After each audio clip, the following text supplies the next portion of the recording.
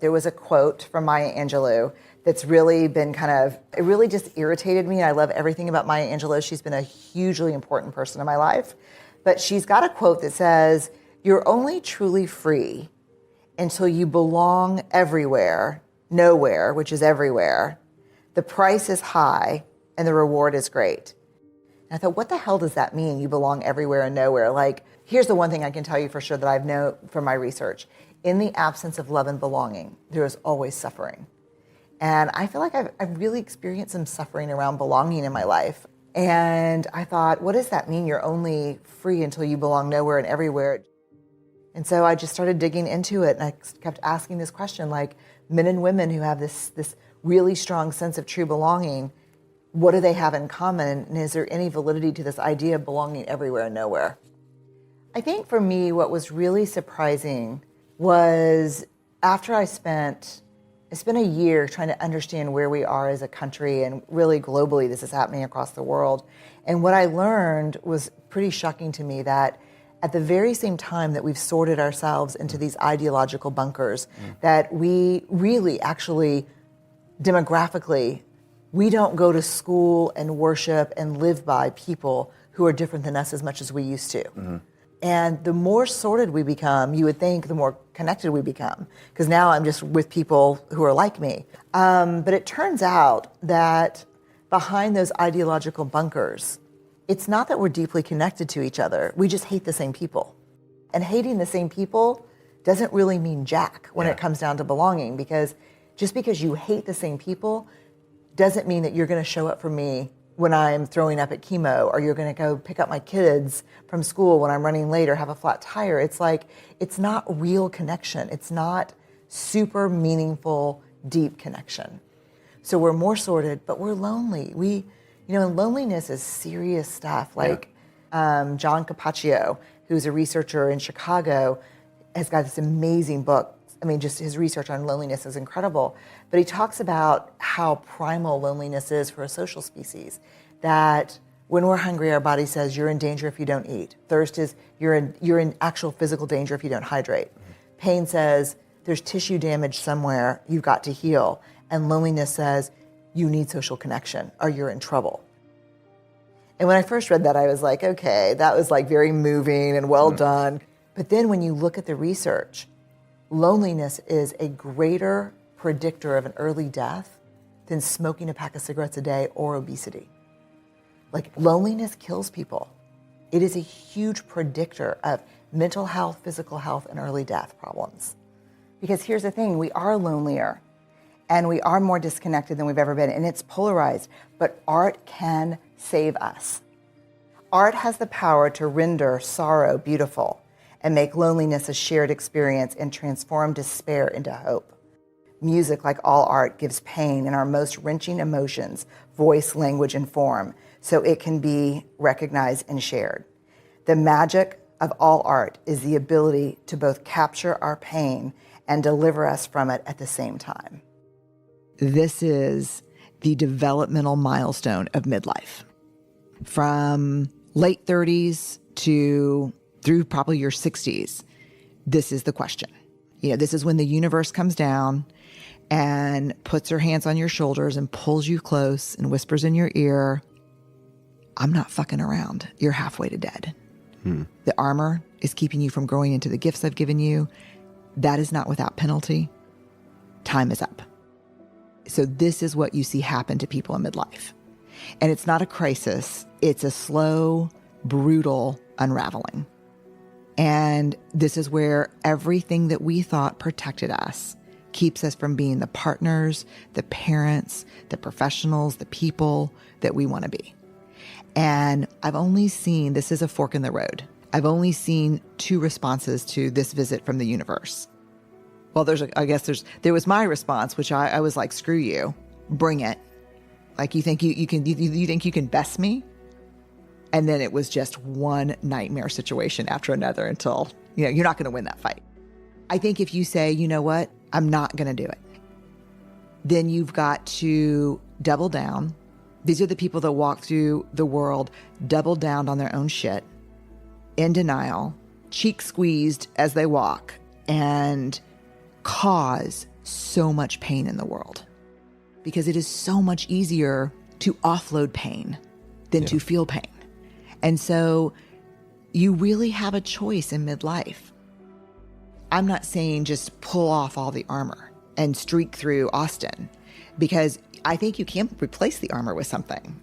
I think it's curiosity is what you replace it. You just become very curious about yourself, about the world. Why did I react that way? Curiosity is really the superpower for the second half of our lives, because it keeps us learning, it keeps us asking questions, and it increases our self-awareness. So I want to tell you about something that changed my life as a creative person. And it's a quote from Theodore Roosevelt, and it has completely, I know it sounds cheesy and cliche to think a quote can change your life, but sometimes when you hear something, when you need to hear it and you're ready to hear it, something shifts inside of you. And so my story is that I am a researcher, and I never thought I would have a big public career. And so I did a TED Talk that went very viral. And in the wake of that, I was kind of everywhere for a couple of months, on every CNN.com, NPR. It was everywhere, and something I wasn't used to. And the marching orders from my therapist and my husband were, do not read the comments online. So I read all the comments online.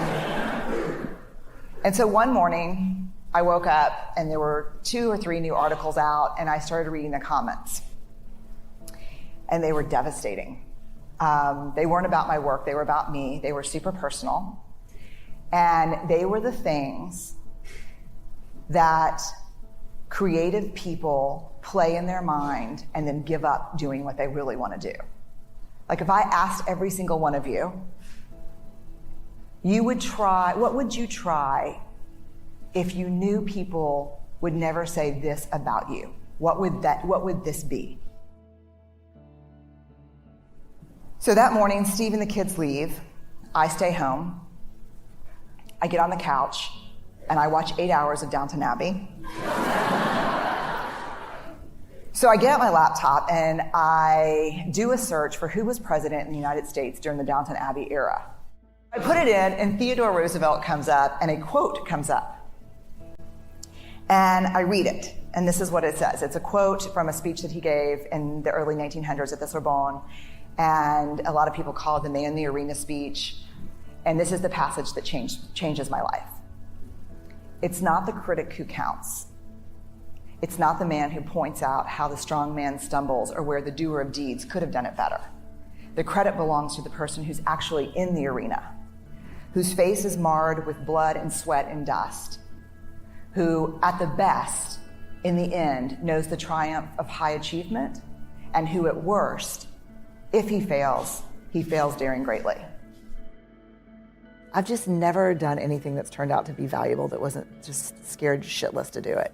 Like, everything I've ever done that's ever really made a contribution, I have felt alone in doing it and afraid, but alive. Yeah.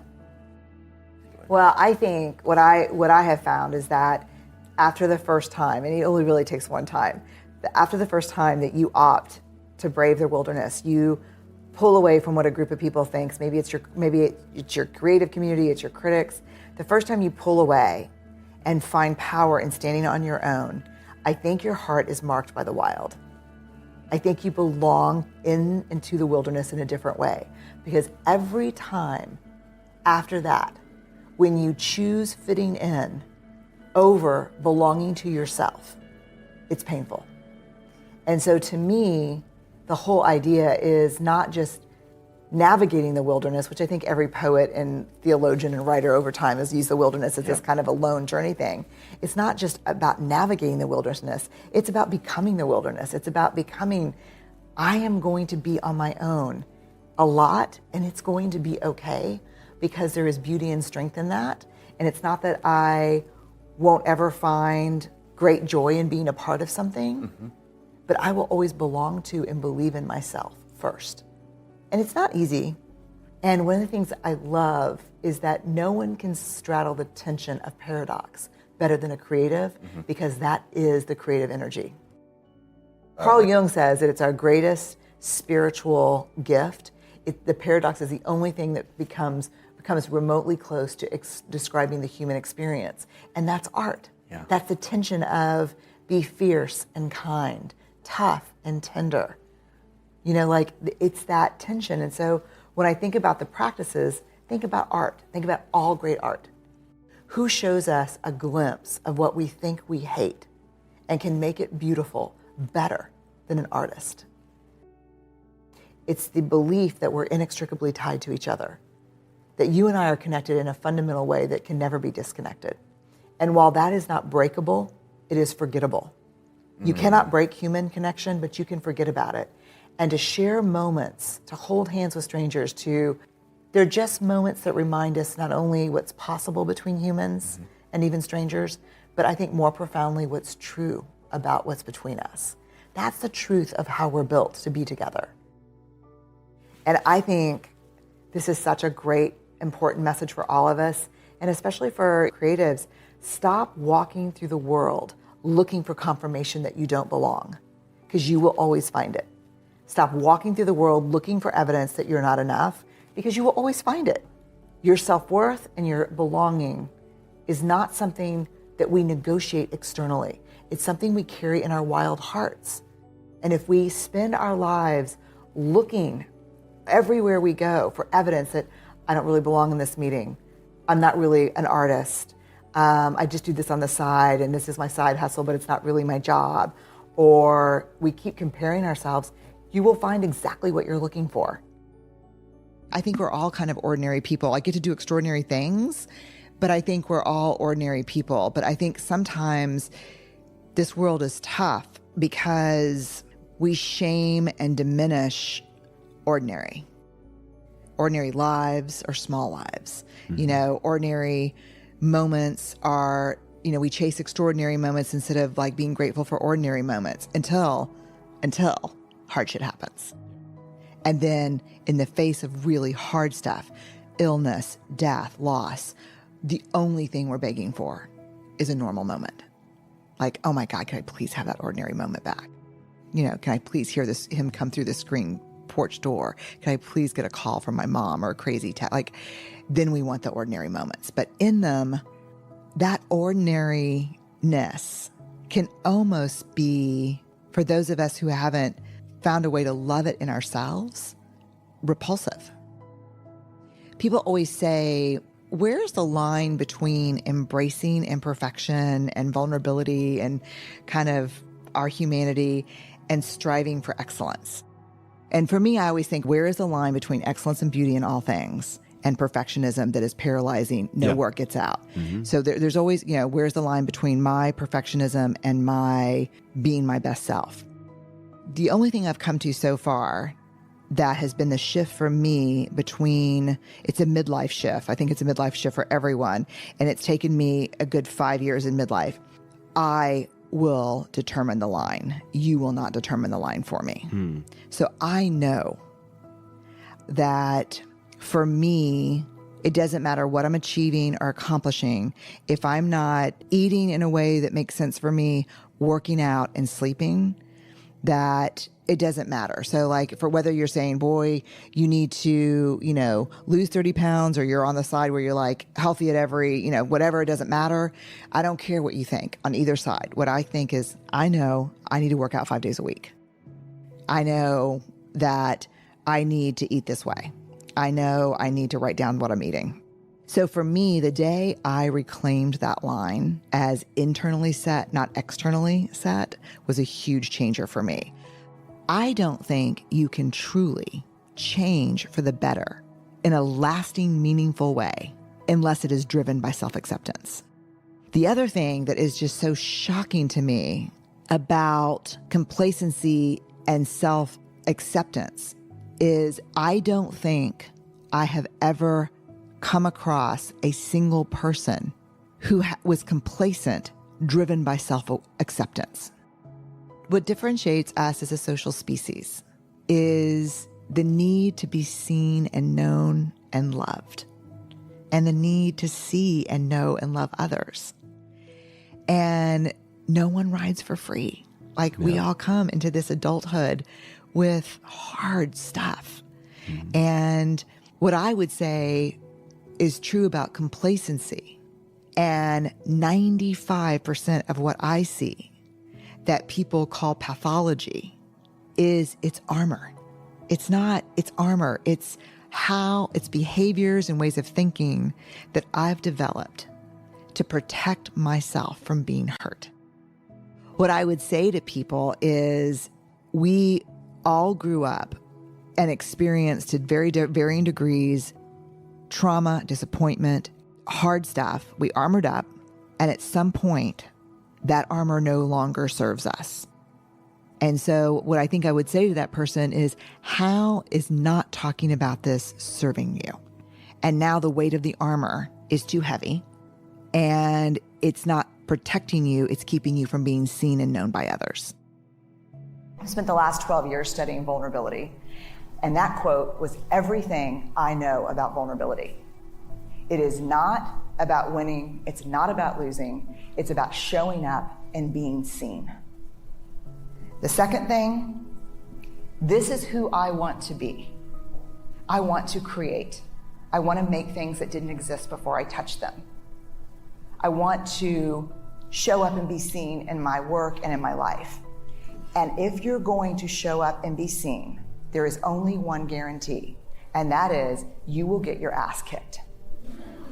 That is the guarantee. That's the only certainty you have. If you're going to go in the arena and spend any time in there whatsoever, especially if you've committed to creating in your life, you will get your ass kicked.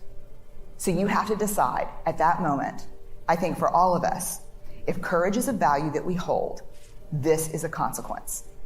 You can't avoid it. The third thing, which really set me free and is kind of a new philosophy about criticism, which is this. If you're not in the arena also getting your ass kicked, I'm not interested in your feedback. If you have constructive information, feedback to give me, I want it. And I'm an academic, I'm hardwired for wrestling around with stuff like that. If you say, hey, you forgot all this literature, or hey, you should have done this, or terrible sentence construction over here, like let's do it. I love that.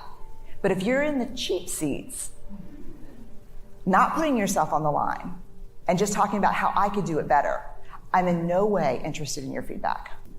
So I know about the sweaty creative. And so what I want to do today is I want to talk very specifically about the arena. This is where we sweat. I live down here sometimes just dreaming about the day that I come up and how awesome it's going to be. But I stay down here a lot. And here's what we do.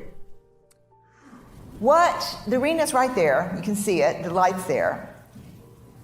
And the fear is this. I'm scared. A lot of self-doubt, comparison, anxiety, uncertainty. And so what do most people do when they're walking into the arena and those things are going to greet them up top? What do? You armor up, right? This is where I would imagine the old days, that they got all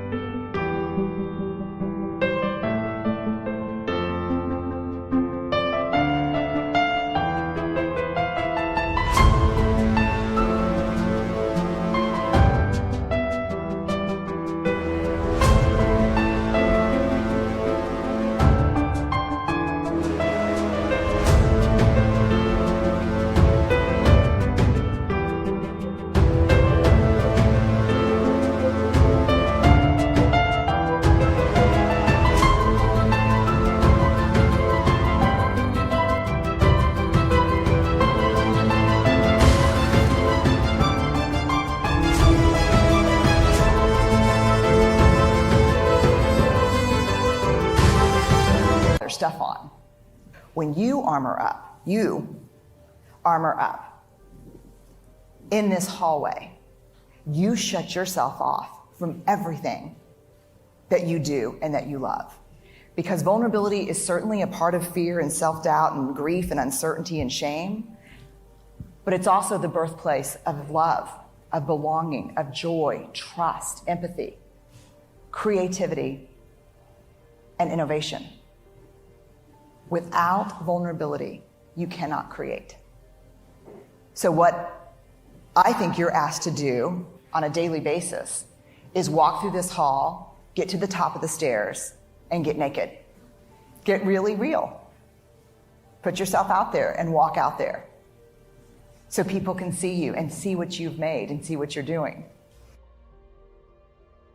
The thing that I learned about belonging that I think is so powerful and that I cling to as a creative is that belonging is not something we negotiate with the external world. It's something we carry in our hearts. And as it turns out that the men and women who have the highest levels of true belonging not only find sacred being a part of something bigger, but they have the courage to stand alone. And the reason why art and creativity are going to be so important to our healing and to whatever comes next in our world is every creative knows what it's like to stand alone. And so creatives have this incredible ability when they find the confidence to be able to find beauty and value in being part of a creative community, but also the courage to stand alone. And so what I would say to you is understand, and I wouldn't say this as a therapist, I would just say it as a fellow creative that's found my own pain and success, is be a part of a creative group and community. But don't ever believe for a second that you are not going to have to stand on your own.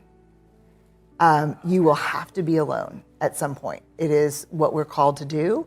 And that's what Maya Angelou meant, I think, when she said, you belong everywhere, nowhere, which is everywhere.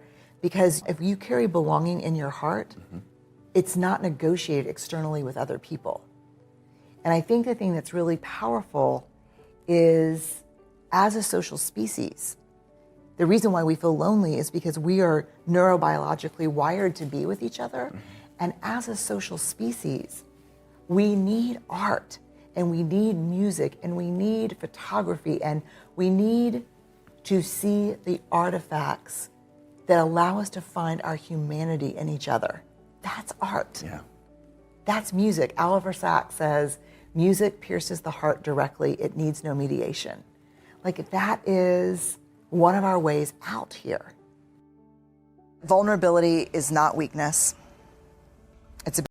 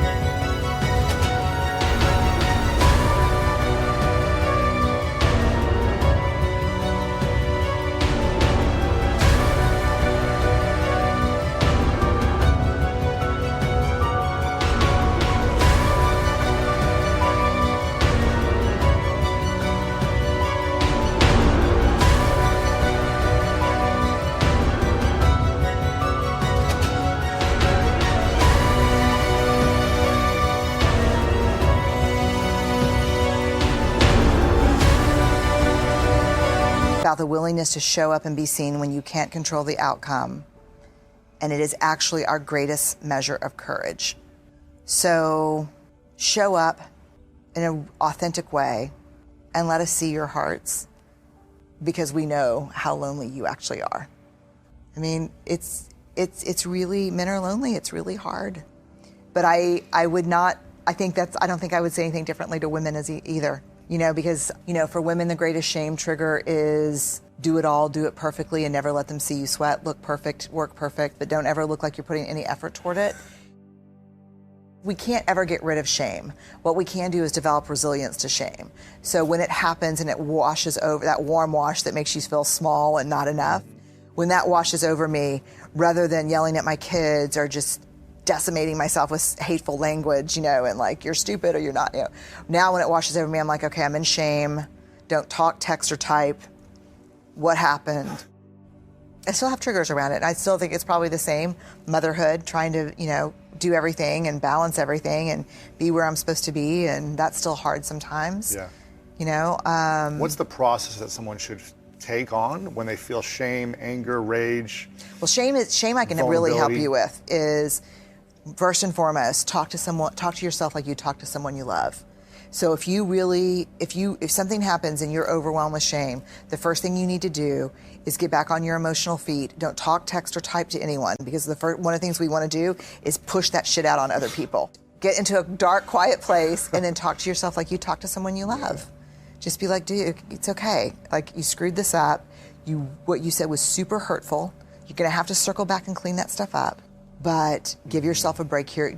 Then reach out and talk to someone about what you're feeling. Shame cannot survive being spoken. So if I call you and I'm like, oh my God, Lewis, I'm in a shame shitstorm. You're not going to believe what happened. And you listen to me and you respond empathetically. Oh my God, I've been there. Or, oh God, I get it. I'm sorry. That sucks. Shame can't hold on, because shame can't survive empathy. So two choices. You own your story. You get to write the ending. You don't own the story owns you. So then you talk about it now. So shame can't hold on. But then people see and hear you talking about it, and it gives them permission to talk about it. That's why shame cannot hold on to being spoken. So your courage to talk about that deflates shame. It takes it out of the air. It's like filtering poison out of water, because you've got the courage to speak up. I mean, and that's how it works. And that's how all of this works, is that we own our story, or it owns us. True belonging is a spiritual practice, and it's about the ability to find sacredness in both being a part of something, but also the courage to stand alone. And for those of us who struggle to have the courage to stand alone, especially when we know that we're risking that sense of being a part of something because we disagree. Yes. Because we have a different opinion, because we love something different. That's the mark of true belonging, to be able to say, yes, I am a part of something bigger, but I also will stand alone when I need to. And then it was like, oh, you belong everywhere and nowhere. And that is liberation. Because when I do a lot of leadership work, I talk about understanding your personal values, and my two personal values are faith and courage. And so they say, don't talk about faith. It's inappropriate. This is a corporation. And then I do a lot of work in churches, and they'll say, don't cuss. And so I just got to the point where I'm like, look, I've sat across from thousands and thousands of people over the last 2 decades of my life, listening to the hardest things you can imagine. And the two things that everyone has in common when they're talking about those things are cussing and praying. If you don't want me to cuss and you don't want me to pray, that's awesome. Ask somebody else. Because what I'm not going to do is get up and bullshit you. And there are a million people in this space who are better than I am, who know different things than I do. Invite them. Right. If you need me to wear a suit, I totally get it. I'm not going to do that.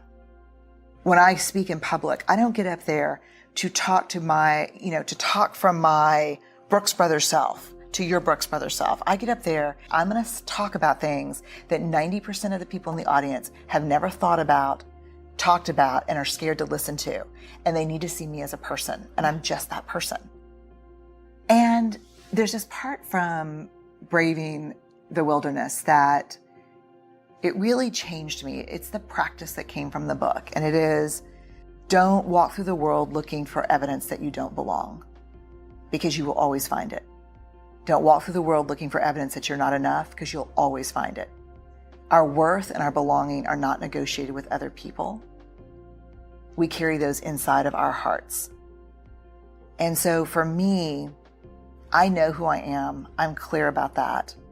And I'm not going to negotiate that with you. I will negotiate a contract with you.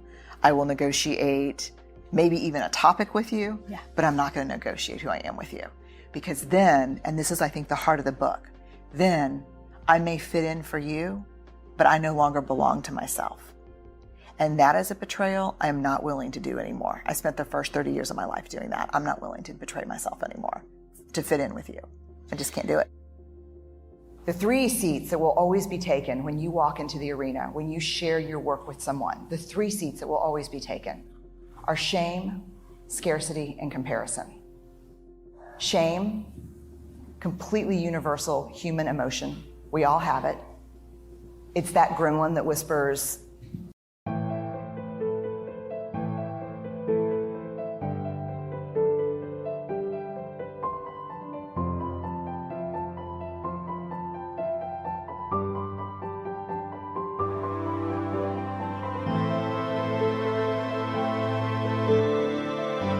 you're not enough. The other seat that's always taken is scarcity. What am I doing what am I doing that's original? Everyone else is doing this. 150 people are doing it who are better trained than I am. The third seat, always comparison. How many of you ever struggle with comparison?